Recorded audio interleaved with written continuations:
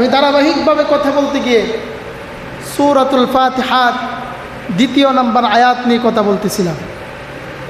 আমার সাথে সকলে তেলাওয়াত করুন বরকতের জন্য। তেলাওয়াতগুলো এমনভাবে করবেন যেন আল্লাহ রাব্বুল আলামিন সেই তেলাওয়াতের নূরগুলো আমাদের অন্তরের ভিতরে মুনাওয়ার করে দেয়, বলেন আমিন। আমার সাথে সকলে তেলাওয়াত করুন, আউযু বিল্লাহি মিনাশ শাইতানির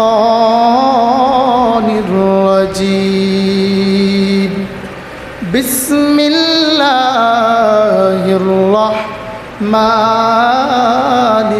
রহিম, আর রহমানির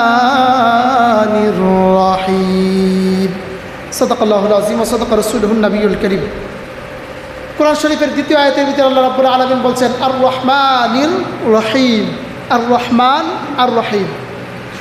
এটা 2টা ব্যাখ্যার ভিতরে একটা ব্যাখ্যা গত সপ্তাহে করেছিলাম। আল্লাহ রাব্বুল আলামিন এই যে আর রহমান আর রহিম বলেছেন, রহমান বলা হয় সেই সত্তাকে যিনি সৃষ্টির পূর্বেই সৃষ্টির উপরে দয়া করে, তাকে রহমান বলা হয়। বলেন কি বলা হয়? রহমান বলা হয়। আর রহিম বলা হয় যেই রহিম যিনি কোনো সৃষ্টি করার পরে সেই সৃষ্টির উপরে দয়া করেন, তাকে কি বলা হয়? রহিম বলা হয়। এই একটা ব্যাখ্যা এই জায়গায় শেষ করলাম। 2 নম্বর ব্যাখ্যা, যিনি রহমান হবেন তিনি সেই রহমান যিনি কাফের এবং মুনাফিক, আপন এবং পর সকলের প্রতি সমানভাবে রহমত করেন, দয়া করেন, বলেন সুবহান। যেই কথাটা বলেছিলাম, যেমন দেখেন আল্লাহ রহমান, আমরা বলতেছি কোরআন শরীফের শুরুতে বিসমিল্লাহির রহমানির রহিম। এই যে আল্লাহ রাব্বুল আলামিনের একটা গুণবাচক নামের কথা বললাম, তিনি হলেন রহমান। এই রহমানের প্রকাশ কখন ঘটে? একটা মানুষ মুমিন, একটা মানুষ মুনাফিক, আরেকটা মানুষ হলো কাফের। 3টা ভাগে, এর ভিতরে একটা হলো মুমিন, যেটা আল্লাহর প্রিয় বান্দা, আল্লাহর প্রিয় বান্দা, তিনি হলেন মুমিন, মুমিন বলা হয় যাকে। আর বাকি মুনাফিক এবং কাফের 2টাই আল্লাহর দ্বীনের পক্ষের শত্রু এবং আল্লাহর বিপক্ষে যারা চলে তাদেরকে মুমিন এবং কাফের বলা হয়। কথা ঠিক না? কিন্তু দেখেন আল্লাহ রাব্বুল আলামিন এই যে তার রহমান নামটা ব্যবহার করেছেন, এই রহমান নামের প্রকাশটা তিনি দুনিয়ায় ঘটিয়েছেন। কিভাবে ঘটিয়েছেন? দেখেন আজকে যারা ফজরের নামাজ আদায় করেছে তাদেরকেও সকালের নাস্তার ব্যবস্থা করে দিয়েছে।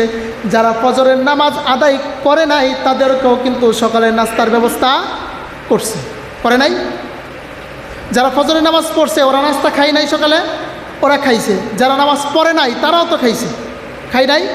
এই যে আল্লাহ রাব্বুল আলামিন বলছেন আমার আপন এবং পর, আমার যারা প্রিয় তাদেরকেও আমি যেই পরিমাণ রহমত করব, যারা আমার শত্রু, আমার বিপক্ষে অবস্থান নেয়, আমি তাদের প্রতিও সমানভাবেই তাদের প্রতি আমি ইনসাফ করব।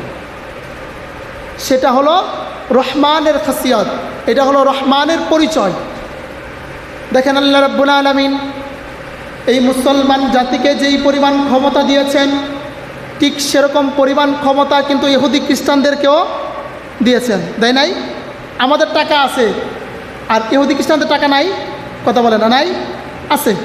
কিন্তু যদি আল্লাহ রাব্বুল আলামিন বলতেন যারা আমার ইবাদত করবে তারা আমার রহমত পাবে, শুধু রহমান নামের সহবত পাবে, তাহলে কিন্তু এই তামাম পৃথিবীতে যত ইহুদি খ্রিস্টান, যত মুনাফিক কাফের আছে, একজনেও এক ফোঁটা পানি পর্যন্ত আল্লাহ রাব্বুল আলামিন তাদের পান করাইতেন, কারণ তারা তাদের শত্রু।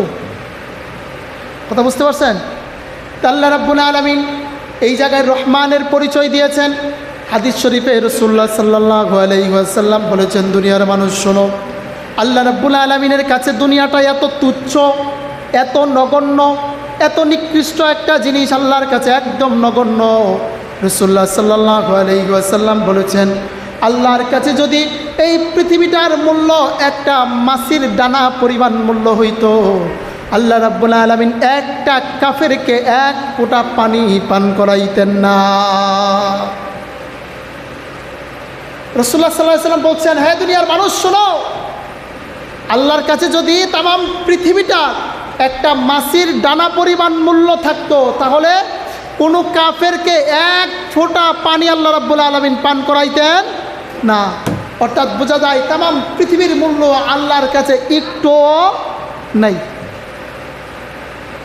কারণ আল্লাহর মহাজগৎ সব কিছুর সৃষ্টিকর্তা তিনি কে?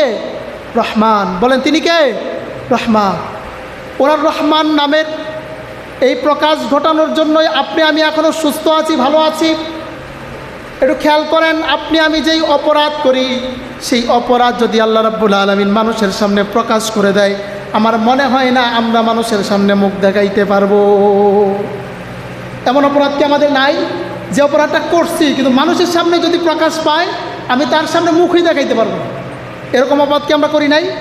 অনেক গোপন অপরাধ আছে, কিন্তু তিনি রহমান, যেই রহমান আমাদের অপরাধগুলোকে ঢেকে রেখেছে। কিন্তু আমরা মানুষ এই রহমান নামের যে খাসিয়াত, যেই আখলাক, সেই আখলাক আমাদের ভিতরে ঢুকাইতে পারি না। আমাদের স্বভাব হলো একজনে একটা ভুল করছে, একজনে একটা অপরাধ করছে, সবার আগে কে কার কাছে, মানুষের কাছে সেটা প্রচার করে দিবে, সেটারই আমরা ব্যস্ত। কথা ঠিক না? আমাদের অভ্যাস হলো আমাদের মানুষের গোপন কথা প্রকাশ করে দেওয়া, আর আল্লাহর কাজ হলো তিনি বান্দার সমস্ত অপরাধগুলোকে ঢেকে রাখেন।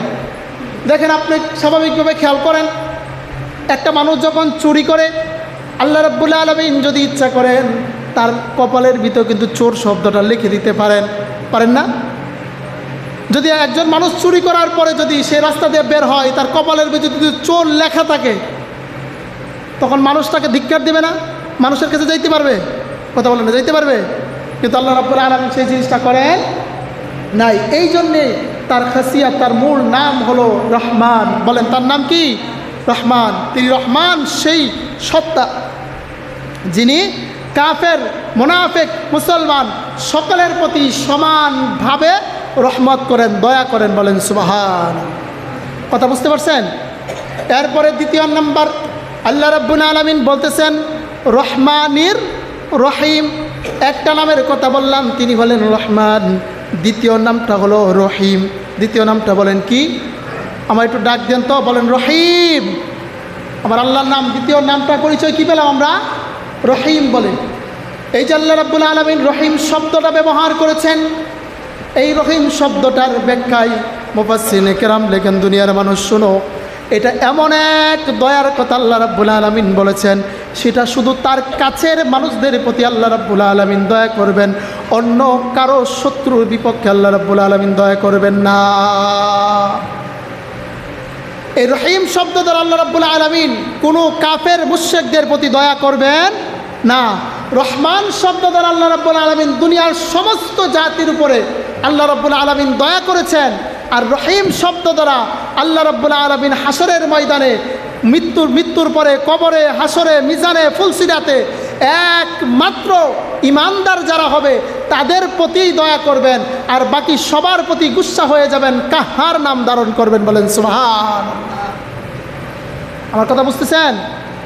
হাসরের ময়দানে যখন আল্লাহ রাব্বুল আলামিন হাসরের মাঠ স্থাপন করবেন, হাসরের মাঠ যখন কায়েম হয়ে যাবে, আল্লাহ রাব্বুল আলামিন তখন কাহার নাম ধারণ করবেন। বলেন কি নাম ধারণ করবেন? কাহার নাম ধারণ করবেন, ভয়ঙ্কর সূরত ধারণ করবেন। হাদিস শরীফে এসেছে, রাসূলুল্লাহ সাল্লাল্লাহু আলাইহি ওয়াসাল্লাম বলেন, আল্লাহ রাব্বুল আলামিন যখন কাহার নাম সূরত ধারণ করবেন, এমন ভয়ঙ্কর সূরত ধারণ করবেন, এক পাশ থেকে আল্লাহর গুসা এমন কঠিন হয়ে যাবে, অন্য দিক থেকে জাহান্নামগুলো মানুষের দিকে হাসরের ময়দানে ছুটে আসতে থাকবে। জাহান্নামগুলো এমনভাবে হুঙ্কার দিতে থাকবে, রাসূলুল্লাহ সাল্লাল্লাহু আলাইহি ওয়াসাল্লাম বলেন, দুনিয়ার মানুষ, জাহান্নামগুলো এমনভাবে কঠিনভাবে হাসরের ময়দানের দিকে ছুটে আসবে, 70,000 ফেরেশতা জাহান্নামগুলোকে শিকল দিয়ে বেঁধে রাখার চেষ্টা করবে। 70,000 ফেরেশতা পর্যন্ত জাহান্নামকে ধরে রাখতে পারবে না, তাদের হাত থেকে ছুটে হাসরের ময়দানের দিকে দৌড়াতে থাকবে। বলেন সুবহানাল্লাহ। এই কঠিন পরিস্থিতি হয়ে যাবে হাসরের ময়দানে। জাহান্নামগুলো যখন ছুটে আসবে, সূর্যটা যখন মাথার সামনে চলে আসবে, আল্লাহ রাব্বুল আলামিন অন্যদিকে কাহার নাম ধারণ করবেন। এই সূরত দেখে হাসরের ময়দানের সমস্ত মানুষগুলো থরথর থরথর করে কাঁপতে থাকবে। তখন আল্লাহ রাব্বুল আলামিন যখন ইমানদার যারা থাকবে তাদের উপরে রহিম নামের সূরত ধারণ করে তাদেরকে হাসরের ময়দানে আল্লাহ রাব্বুল আলামিন আরশের ছায়াতলে ছায়া দান করবে, বলেন সুবহানাল্লাহ।